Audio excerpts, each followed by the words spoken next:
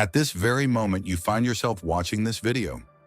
Your thoughts like a silent current trail the words being spoken and the familiar sense of I, that silent presence tucked somewhere behind your eyes, believes it is the one doing the watching.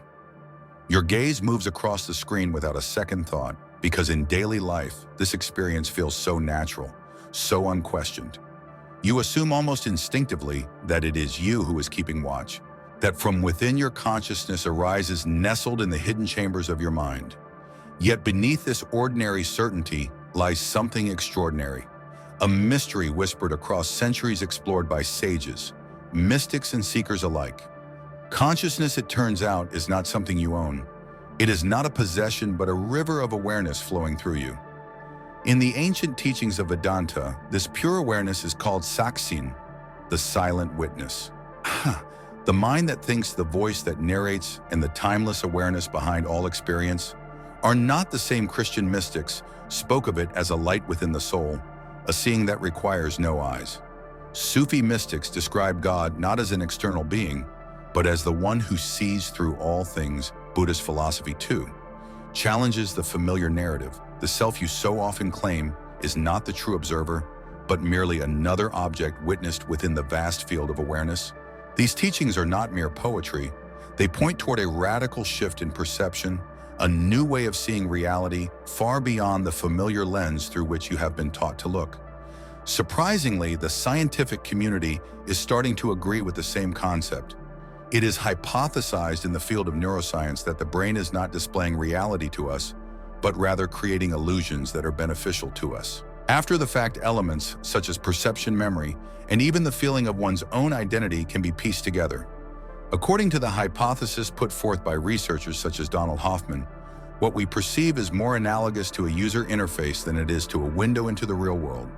People have reported experiencing the same tranquil impression in the midst of it all, whether it be through near-death experiences, intense meditation, or altered states. Some people believe that consciousness might not be bound to the brain at all.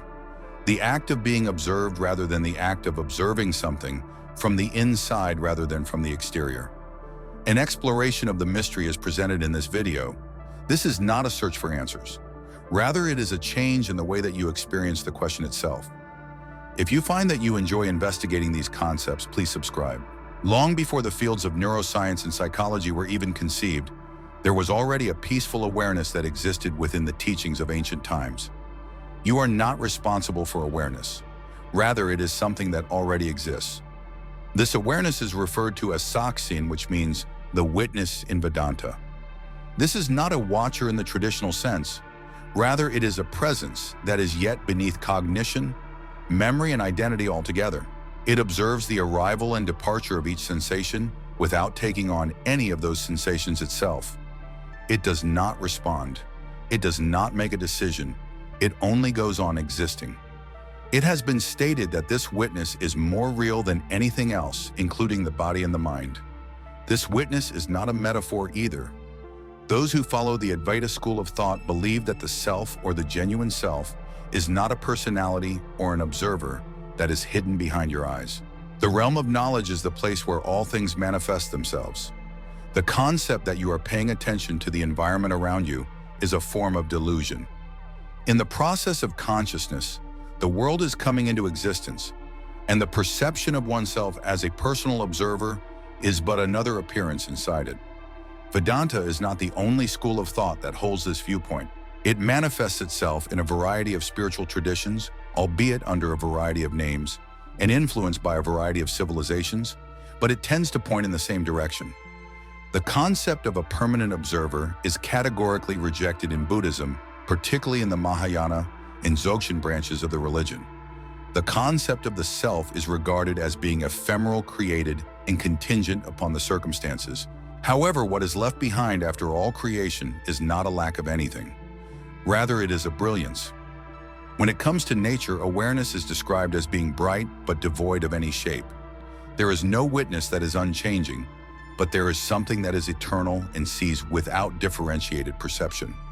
Within the framework of Sufism, the sense of self is gradually removed until only the divine is left. Initially, the seeker is under the impression that they are looking for God. Nevertheless, the more profound insight is that God has always been the one who has been able to see through them. The real is said to see itself through every face and every sight, according to Ibn Arabi's writings. Dissolving the illusion of individuality does not result in emptiness, but rather in the formation of unity. Christian mystics each have their own unique manner of expressing this. According to Meister Eckhart, there is a light in the soul that is both uncreated and uncreatable. This light is represented by the part of you that is not truly you. Not only does it not belong to the ego, but it also does not communicate through sound. It is keeping watch. This is true. In addition, because of this knowledge, there is no separation between you and God. Believers are not required to accept these beliefs. They are describing something that can be identified in a straightforward manner. This is not accomplished by exertion, but rather by refocusing attention on something that has always been present. We are typically under the impression that we are the ones doing the searching. Nevertheless, from this point of view, what you refer to as seeing is not an action, but rather a gateway. All of these things, the personality, the memories, and the thoughts appear and then vanish. A stream of consciousness that does not start or stop in the body and that does not require your identity in order to be genuine. The idea is not poetic, rather it is a radical reorientation of the focus. Because if consciousness is not personal, then the person you believe you are, the person who observes judgments and selects, might not be the origin of your life at all. Instead of being hidden behind the camera, you are a component of the light that is passing through it. The notion that there is a you sitting somewhere within the mind watching the world go by is one of the assumptions that has been around the longest in the history of human existence. Cognitive science, on the other hand, presents a distinct narrative, one that does not allow for the existence of a homunculus behind the eyes. The brain does not merely take in information, rather it acts as a creator of reality. In accordance with the theory of predictive processing, perception is not constructed from the outside in, rather it is constructed from the inside out. The models of the world that your brain creates are based on previous experiences, and it then changes these models as new sensory data is received. What you perceive is not what is actually there, rather it is what your brain anticipates will be there. In other words, this is not a metaphor. Rather, it is the structure of perception. Extensive research on blindsight provides compelling evidence for this. Individuals who have suffered damage to their visual cortex have reported an absence of vision in certain regions of their visual field. However, when they are asked to speculate on the form or motion of objects in that vicinity, they react with a level of accuracy that is somewhat astonishing. In spite of their insistence that they do not see anything, their brain continues to process the information. The function of awareness does not correspond to the situation at hand. Even though the observer is no longer there, perception continues. Even the most common form of vision is much less direct than it appears to be. The only part of your visual field that contains high-resolution detail is a very small proportion of it. The remaining information is either unclear, lacking, or completely contrived. However, because the brain fills in the blanks, everything appears to be without a hitch. It is primarily generated on the fly, but what you see as a rich and continuous visual world is actually constructed. The fundamental idea that awareness is seeing from a single vantage point is called into question by these findings. There is no data that shows that there is a core location in the brain where everything is brought together. While the observer is not physically present, it is mimicked. Also included in the simulation is the self that is under the impression that it is observing. Donald Hoffman, a psychologist, goes even further than that. Consciousness does not reside within space and time, according to his version of the world. The interface includes both space and time as components. The world that we see is not reality in and of itself. Rather, it is a simplified desktop that conceals the codes that are actually running. In the process of evolution, we were not intended to perceive the truth. Rather, we were designed to see what helps us live. What appears to be you is only a user icon. It is not the system itself. Rather, it is merely a tool that allows you to traverse it. The idea that consciousness is not connected to neurons or brains, but rather to the structure and flow of information, is supported by other ideas such as the integrated information theory, which makes the hypothesis more credible. In the event that any system, whether organic or otherwise, possesses a significant amount of differentiated and integrated knowledge, It is possible that it is conscious in its own way. It is not the case that this demonstrates that awareness is present everywhere. Nevertheless, it does disprove the idea that it is exclusively present in the area behind the eyes. Given all of these data, there is only one conclusion that can be drawn. We had the observer in the location that we thought it was. It is possible that what appears to be a center is actually an echo, a summary or a mental shortcut that has been knitted together by processes that are too quick and too deep to be noticed. It is not the fact that you exist that is the illusion. Rather, it is the fact that you are the one who sees, and yet perception remains. The unfolding of sensation, emotion, and thought does not require the presence of a viewer. It is not necessary to identify with any of them in order to retain them in conscious awareness. No matter whether or not the self believes it is present, it continues to function. When we look more closely at the machinery, we find that there is less and less of an obvious owner behind the controls. Without a predetermined point in the background, only processes, only patterns, and only experience unfolding can be considered. It would appear that awareness, in whatever form it may take, cannot be confined. Despite the fact that it moves, interacts, and glows, it does not appear to belong. It is possible that disputing the sensation of being an individual, the one who sees, chooses, and acts, can appear to be confusing because it feels so essential and so immediate. Nevertheless, there are times when that core falters. A window opens and something that is foreign to you appears behind the comfortable feeling of self that you have. When people recount their near-death experiences, they frequently talk about the moment when they lose their identity. This is not into the void, but rather into something enormous and conscious. It is common for them to talk about a presence that is aware of everything. According to their accounts, they are not looking out at the world, but rather being looked through as if their own existence had been a lens the entire time. The similar pattern can be seen when one is in a profound state of meditation. The self is a construct that is gradually lost according to practitioners with extensive experience. Clarity that is unrestricted by boundaries and awareness, that is unaffected by content, are what are left. Despite the fact that thoughts come and go and sensations come and go, there is no center that holds them together. It is only presence, seeing without the presence of a seer.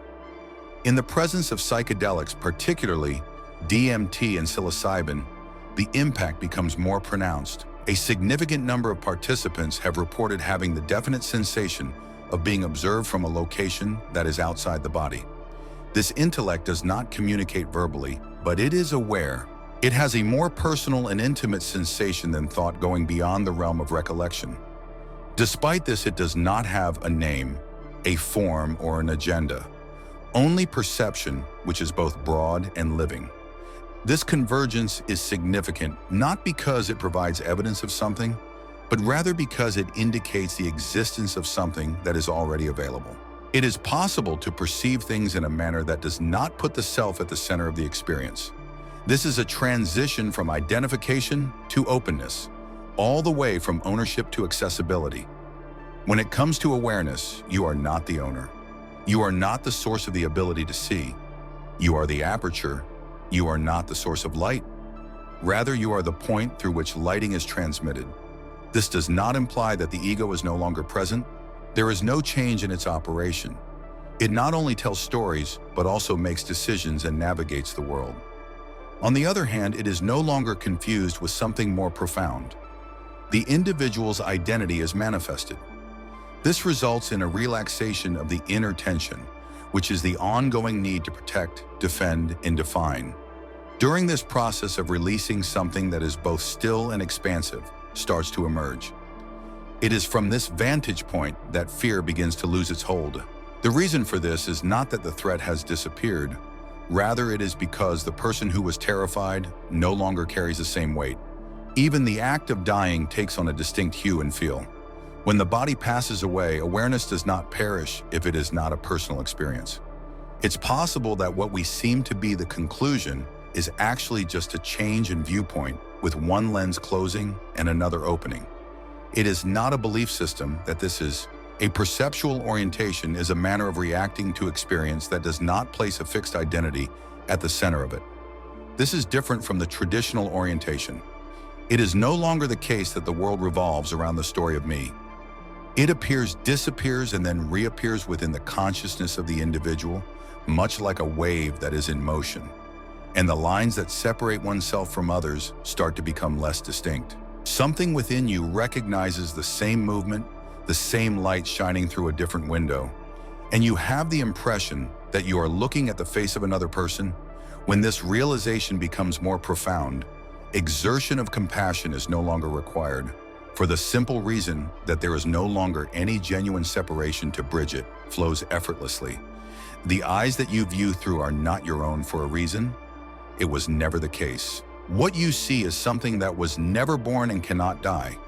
It is something that is observing through your eyes. Despite the fact that it does not belong to you, there is nothing so close. It does not have a name, it does not have a face, and it does not want any reward. It is the origin of every breath, every moment of knowledge, and every trace of beauty that has ever impacted you, despite the fact that it has never begged for attention. To this day, you have never gone a single day without it. You cannot lose it because it was never contained within your thoughts. It lives beneath them, deeper than anything your mind can grasp. It's not about what you see, it's about the simple, profound act of seeing itself. This is not poetry, it is not a metaphor. It is what remains when every idea of who you are dissolves and something utterly real, something beyond imagination, is finally allowed to reveal itself. Awareness is not a visitor passing through you. Unlike light that passes through glass, awareness is the light itself. The glass, the frame, the sense of I, they all vanish. They are temporary, fleeting illusions, and when they fall away, everything changes. Not because you gain new answers, but because the very need for answers disappears. When the one asking the questions is no longer separate from the presence that hears them, no problems remain. Let these words drift away like autumn leaves and feel what is left. The stillness that has been here all along.